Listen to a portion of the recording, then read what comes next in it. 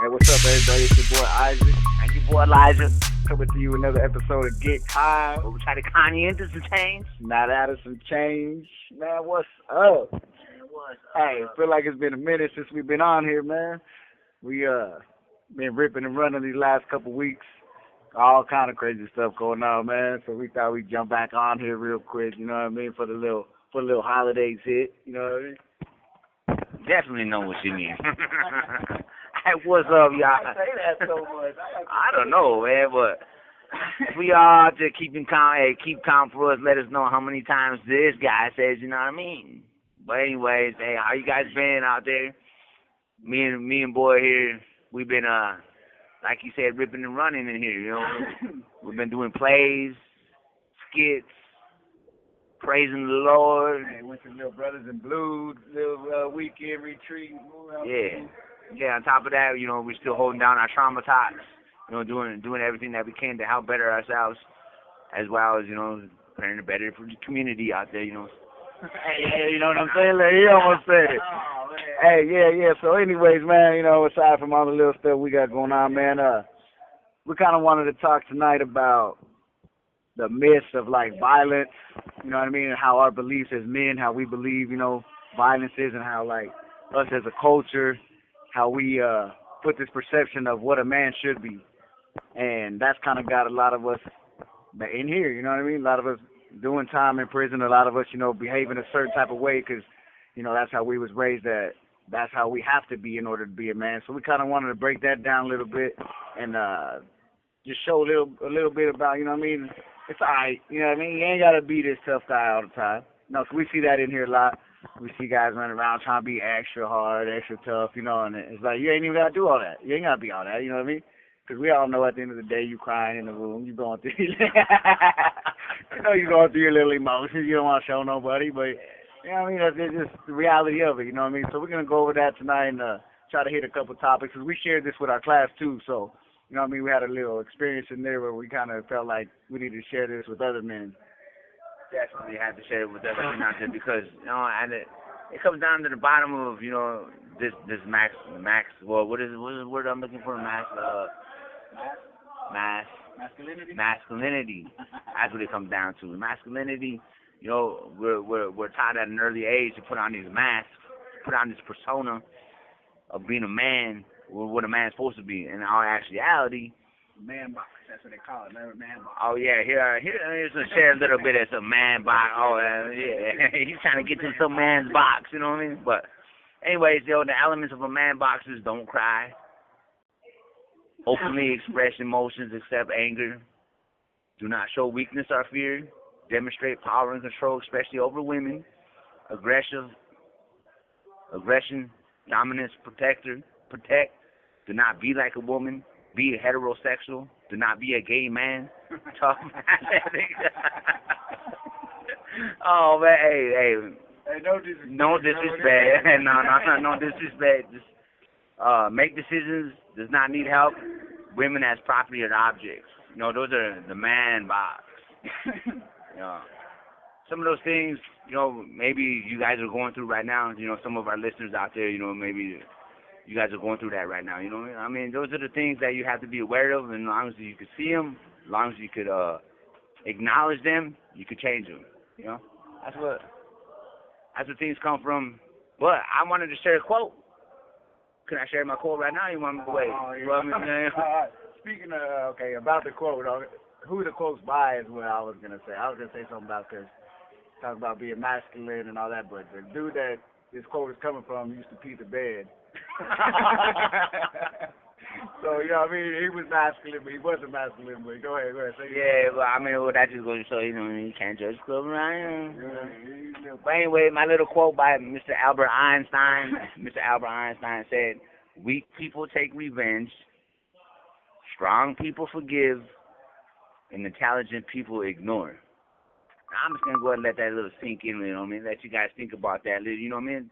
Tell me what you guys think about it. You know, what's your guys' perception of it? You know, for me, it hits. You know, for me, I can relate to that. You know, I mean, I can see it. I see it every day here. I see it, you know, in different little crowds that we pass by and whatnot. You know, there's people that are always plotting. You got the weak people that you know that are plotting. You know, the people that want to get back at the people that are bullying or, you know, saying different things. Then you got the strong people who just forgive for the things that are being said to them. And then you got the intelligent people, which is me and you.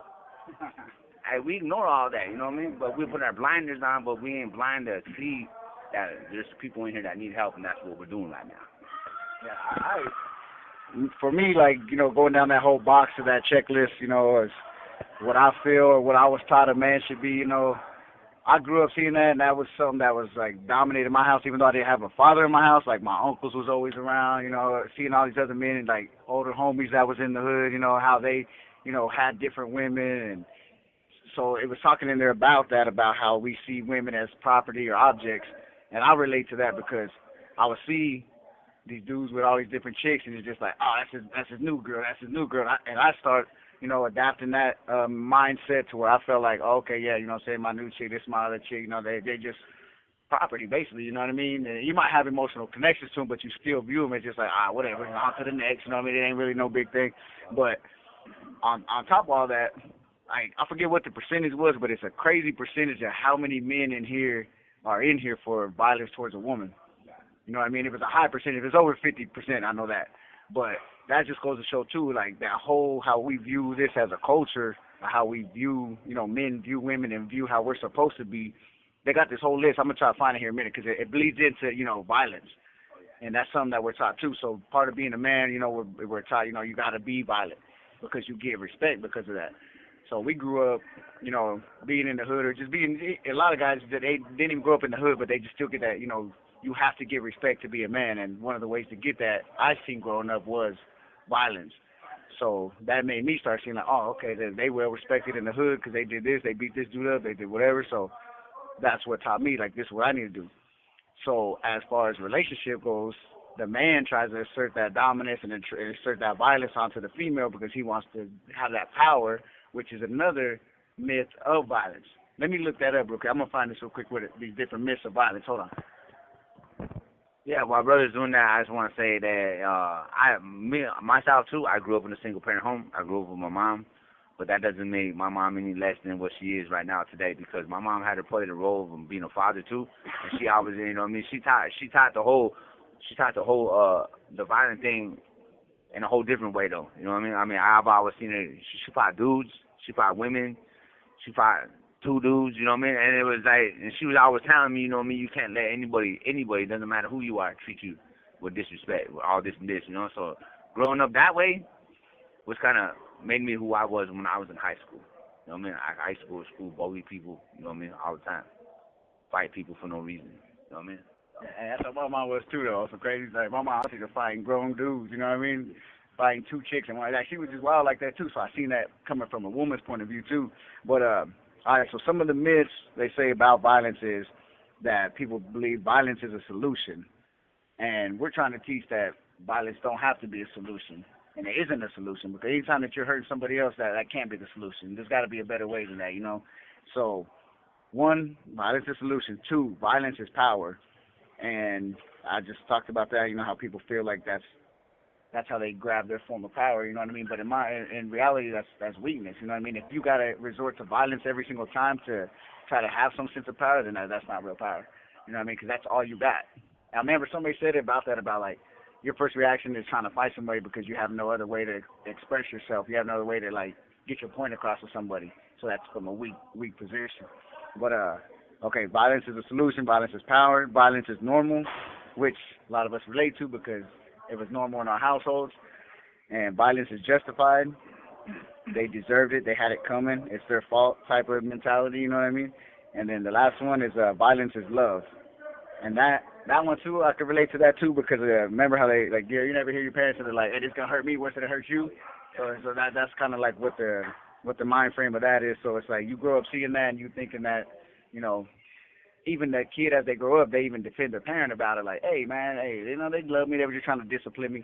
But in reality, that's not what we're supposed to do. We ain't supposed to hit our kids. We're supposed to hurt them in those ways.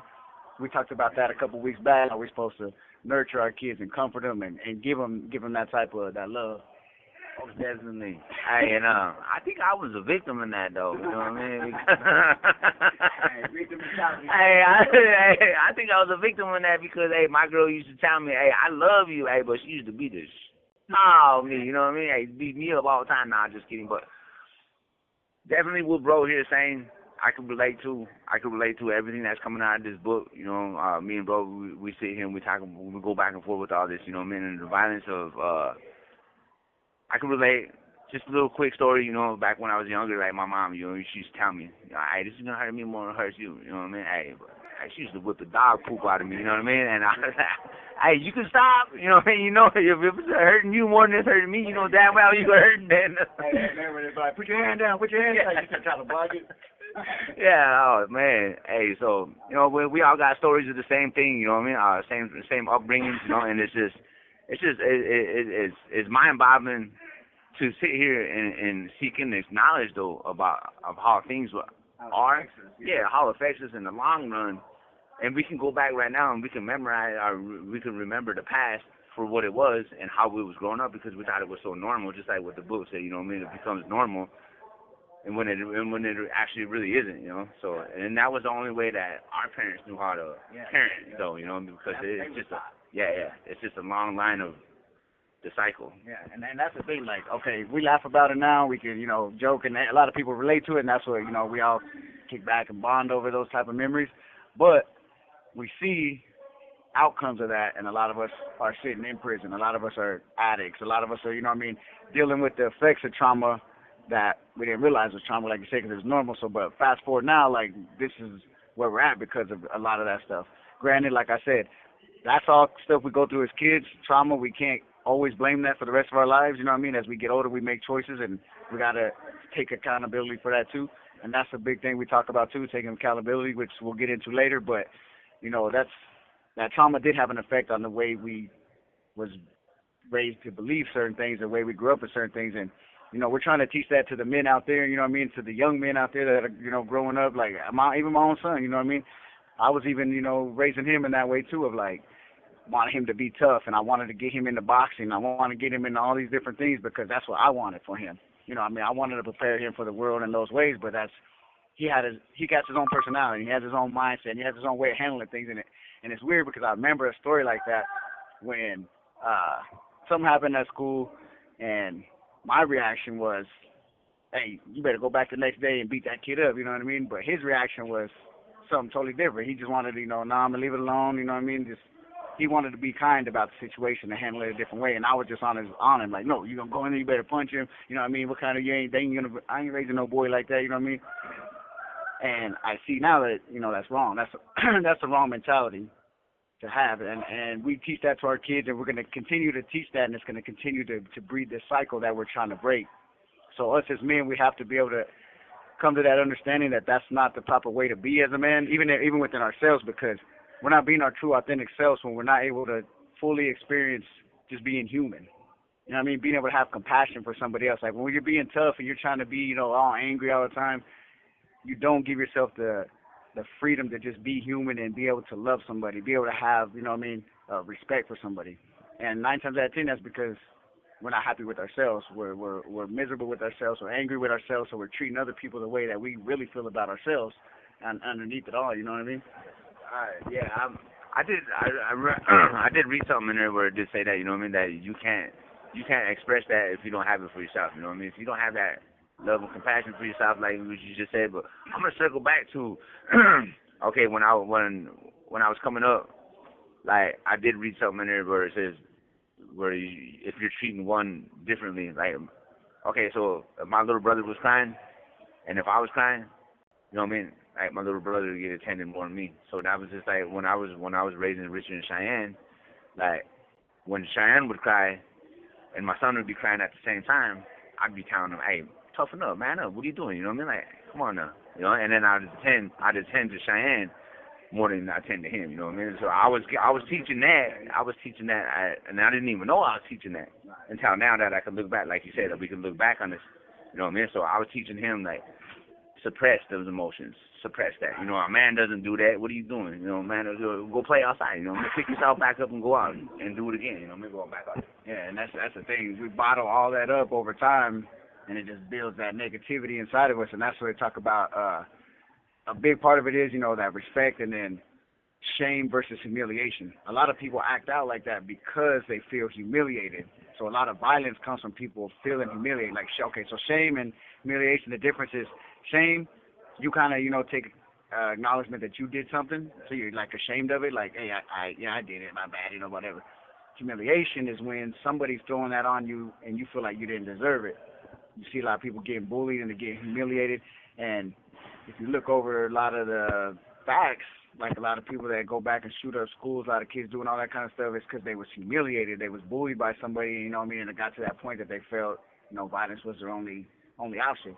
That happens a lot in here where you see guys getting humiliated, and it's in front of a crowd of people, so they feel they got to act or react in a violent way, and I went through that a lot too, growing up, because I don't know why I just always had that little, I don't know, something was in my head where I felt like everybody was better than me for some reason, So if somebody would say something and they're just joking, in my mind I'm taking it like, oh, I feel humiliated, so now I'm going to go beat this dude up because that's my only way to respond to things.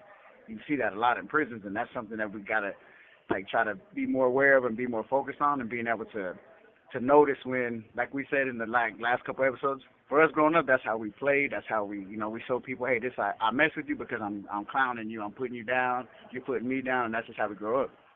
But in reality, we're not really understanding how it affects that person and their mentality, and they go home and think about it, now they're trying, oh, boy wanted to kill himself. There's somebody in here recently that just went through that. Not knowing, everybody joking and clowning him, and he's clowning back, so, he's just trying to stick up for himself, but underneath all of that, he wanted to go home and kill himself because how people put him down, and that's the reality of why we need to change our perception of things and how we treat people and how we view us as men. Like, it's okay to be weak. It's okay to cry, you know what I'm saying? It's okay to show kindness to somebody and not feel like you're a punk because you're showing somebody kindness, you know what I mean? I try to do that on the regular just because, you see guys walking through here isolated, antisocial because they don't feel they got no friends, Yeah, and I just want to touch bases on this, the X part. What is it? The X? Oh, part X? Hey, yeah, part X. The part X, is I'm gonna explain it more in the next one, but I'm just going to give you a little. Part X is the antisocial part of you, and it shuts down all positivity is what it does. You know what I mean? It's a negativity part of your mind, part of your brain. You know what I mean, and all that. So, but I forgot what I was gonna say. My God, damn, man. No. You were touching on something that I wanted to chime in on. Yeah. Oh yeah. Yeah. Dehumanizing people. Yeah, dehumanizing often starts with creating the image of an enemy. As we take sides, lost trust, and get angry and angrier, we not only solidify with an idea of there being an enemy, but also start to lose our ability to listen, communicate, and practice even empathy. So all that right there,